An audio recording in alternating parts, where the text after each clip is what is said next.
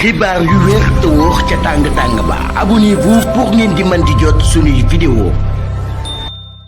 dal leen ak jàmm seen chaîne bi di Buzz 221HD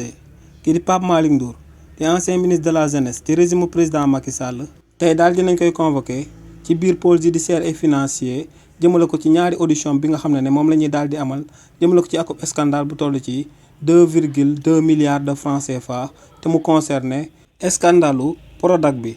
coow loolee nu mu demee moom mooy que ne kii di Idrissa Diarra di juge instructeur ci biir pôle judiciaire et financier ci mois de janvier bi ñu daal di génn dafa sàkk woon ngir ñu daal di amal akub audit jëmale ko ci Prodac ngir daal di leeral bépp lënc-lënc bu fa daal di am si li ni mel nag benn cabinet bu indépendant moom moo ko daal di amaloon te cabinet boobee ginnaaw ba muy amal audit boobee jëmale ko ci Prodac dafa daal di wane ay dysfonctionnement yu bëri jëmale ko ci fonctionnement am si li ni mel waa cabinet expert boobee dañoo fësaloon que ne ci biir Prodac ginnaaw bañ daan jël alal bi nga xam ne Sénégal yëpp ñoom ñoo ko daan bokk di ko doon décaissé ñu doon amal li ni mel dañ ko doon amal sans sax ñu daal di fournir ay pièces justificatives waaye tamit waa cabinet boobee amaloon expertise bi xamaloon nañ Sénégalais yi que ne ci lu tolloo 40 milliards yoo xam ne garantie la waroon a daal di servir ci programme Prodac bi daal di nañuy jékki-jékki daal di réer si li ni mel nag kii di Pape Malick Ndour le 7 novembre bi ñu daal di génn